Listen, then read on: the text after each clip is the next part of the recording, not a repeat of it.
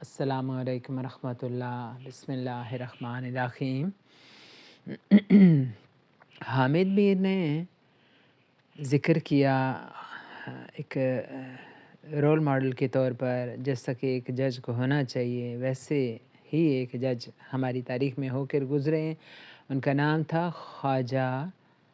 محمد احمد ہمدانی، جو کہ ایم ہمدانی کے نام سے مشہور ہوئے۔ انہوں نے ضیاء الحق جیسے مرد آہن کے سامنے انکار کی جرأت کی۔ ان کی تھوڑی سی ہم لائف ہسٹری کا جائزہ لیتے ہیں۔ جو کہ ایم ہمدانی تھے وہ پیدا ہوئے حیدرآباد دکن میں،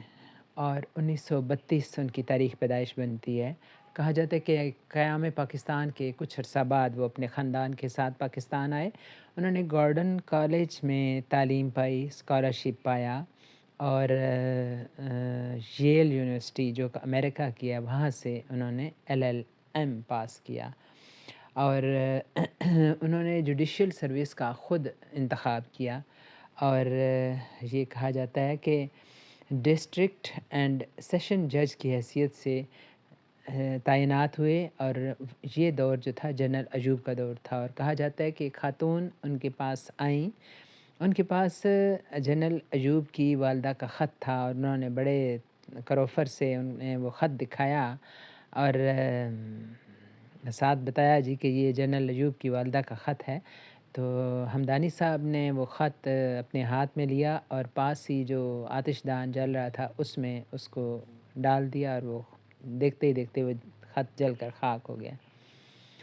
تو پھر ان کے بارے میں یہ کہا جاتا ہے کہ وہ سیالکوٹ میں تعینات تھے، تو اس وقت کے جو یہ ڈسٹرکٹ جج کے طور پر تعینات تھے، اور اس وقت کے جو چیف جسٹس آف پاکستان تھے وہ وہیں کسی ڈسپنسری کا افتتاح کرنے ذاتی طور پہ تشریف لائے۔ اب چلے جاتے تو کوئی حرج نہیں تھا ہمدانی صاحب بھی، لیکن انہوں نے وہاں جانا مناسب نہیں سمجھا، ضروری نہیں سمجھا، کیونکہ ان کی ڈیوٹی نہیں تھی۔ لوگوں نے بڑا پروپیگنڈا کیا اور بڑے کان بھرے چیف جسٹس صاحب کے، لیکن وہ چیف جسٹس بھی ایک باصول انسان تھے، انہوں نے اس بات کو نظر انداز کر دیا۔ 1972 میں کے ایم ہمدانی جو تھے لاہور ہائی کورٹ میں جج کے طور پر تعینات ہوئے، اور 1977 میں جو تھا وہ جنرل ضیاء الحق نے مارشل لاء نافذ کیا، اور اس دوران یہ کہتے ہیں کہ لاہور ہائی کورٹ کے قائم مقام چیف جسٹس کے طور پر ہمدانی صاحب کی تعیناتی ہوئی، اور اس دوران جو تھا کیس ان کا کھل چکا تھا بھٹو صاحب کا، اور ان کو وہ جو پہلے کسی زمانے میں احمد رضا قصوری نے اپنے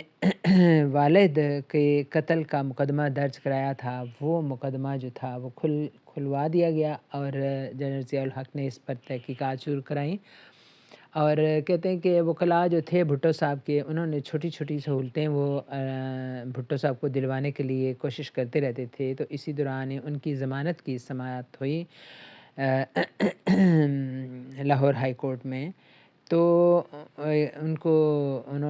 کے وکلاء نے ضمانت کی جو تھی وہ درخواست دائر کی، اور ہمدانی صاحب نے ضمانت منظور کر لی، اور جو تھے ان کو رہا کر دیا گیا۔ اب ضیاء الحق کو پتہ چلا تو وہ تو بہت آگ بگولا ہوئے، انہوں نے کہا کہ ان کو گرفتار کیوں نہیں کیا گیا، تو ان کے جو متعلقہ لوگ تھے انہوں نے کہا جی ان پہ اور کوئی اس کے علاوہ تو گرفتاری ان پر مقدمہ تھا ہی نہیں، تو ان کو ہم کیسے گرفتار رکھتے۔ خیر مارشل لاء ریگولیشن وغیرہ کے ذریعے ان کو دوبارہ سے گرفتار کر دیا گیا، اور جو ہمدانی صاحب تھے ان کے ساتھ ظاہر ہے کہ ضیاء الحق صاحب کو پتہ چلا کہ انہوں نے یہ کام کیا ہے، تو ضیاء الحق صاحب نے ان کو وفاقی سیکرٹری قانون بنا دیا، اور ان کی جج کی حیثیت سے جو خدمات ہیں وہ واپس لے لی گئیں۔ تو وہاں کہتے ہیں کہ کوئی ایک دن میٹنگ ہو رہی تھی، تو جنرل ضیاء الحق صاحب وفاقی سیکرٹری سارے بیٹھے ہوئے تھے، تو ضیاء الحق صاحب نے کہا کہ ہمارے ہاں کچھ جو ہے نا کرپٹ سیکرٹریز پائے جاتے ہیں، اور میرا دل چاہتا ہے کہ میں ان کی پتلون اتار کر ان کو الٹا لٹکا دوں۔ تو جو وفاقی سیکرٹری قانون کے طور پہ حمدانی صاحب بھی وہاں تشریف فرما تھے، انہوں نے ترکی بترکی کہتے ہیں جواب دیا کھڑے ہو کے، کہتے ہیں کہ ہمارے یہاں جنرل صاحب، ہمارے یہاں کچھ جو ہیں کرپٹ جنرل بھی پائے جاتے ہیں، اور میرا بھی دل چاہتا ہے کہ میں ان کی پتلون اتار کے تو ان کو الٹا لٹکا دوں۔ اب یہ اجلاس برخاست کر دیا گیا، اور ضیاء الحق صاحب نے حمدانی صاحب سے کہا کہ وہ اپنے الفاظ میں معذرت کریں اور اپنے الفاظ واپس لیں۔ حمدانی صاحب نے کہا کہ آپ واپس میٹنگ میں چلیں اور وہاں اپنے الفاظ واپس لیں، تو میں بھی اپنے الفاظ واپس لے لوں گا۔ تو ضیاء الحق صاحب نے ایسا کرنے سے انکار کر دیا۔ تو حمدانی صاحب نے بھی کہا کہ میں بھی اپنے الفاظ واپس نہیں لیتا۔ اس بات پہ ضیاء الحق صاحب ان سے ناراض ہو گئے اور ان کو واپس جج کی بنا دیا گیا، اور ان سے وفاقی سیکرٹری کی جو کرسی تھی وہ لے لی گئی۔ 1981 میں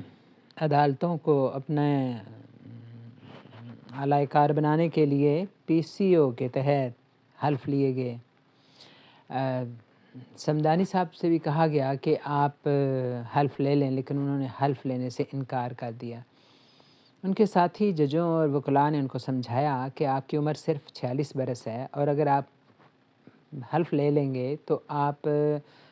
لاہور ہائی کورٹ کے چیف جسٹس بن سکتے ہیں، اور صرف یہی نہیں، آپ سپریم کورٹ کے بھی چیف جسٹس بن جائیں گے، تو آپ حلف لے لیں۔ لیکن انہوں نے حلف لینے سے انکار کر دیا اور اپنا عہدہ چھوڑنے سے ذرا بھی نہ گھبرائے۔ اس کے بعد بڑی ان کی مشکلات والی زندگی ہے، لیکن اصل بات یہ ہے کہ جو لوگ سچ کے لیے جیتے اور سچ کے لیے مرتے ہیں، ان کو اس کا ٹیسٹ اصل میں پتہ ہوتا ہے۔ اور انہیں یہ بھی ہے کہ جیسے بھٹو نے کہا تھا کہ کسی نے انہیں کہا کہ آپ کوئی اپیل کر لیں، آپ کوئی اپنا معافی وغیرہ مانگ لیں تو آپ کی جان بخشی ہو جائے، لیکن انہوں نے کہا کہ میں تاریخ کے اوراق میں مرنے کے بجائے اس کال کوٹھڑی میں مرنا پسند کروں گا، یا پھانسی کی موت پسند کروں گا زیادہ۔ تو یہی بات صمدانی صاحب نے بھی کی کہ انہوں نے یعنی اپنی بڑی عیش و آرام والی جو نوکری چھوڑنا پسند کی، لیکن سچ کا ساتھ نہ چھوڑنے کا عزم ظاہر کیا، اور اسی وجہ سے وہ تاریخ میں جب بھی ان کا نام لیا جائے گا عزت اور احترام سے زندہ لیا جائے گا۔ اور ہم یہ خواہش کریں گے کہ ہمارے ملک میں بہت سارے ایسے KM صمدانی پیدا ہوں، تاکہ ہمارا ملک بھی عزت و آبرو والی زندگی ہم بحیثیت قوم گزار سکیں۔ یعنی دنیا میں بھر میں جو بھی اچھی قومیں رہی ہیں، کامیاب قومیں رہی ہیں، ان کا نظام عدل جو تھا وہ مضبوط تھا، اور اس نے انہیں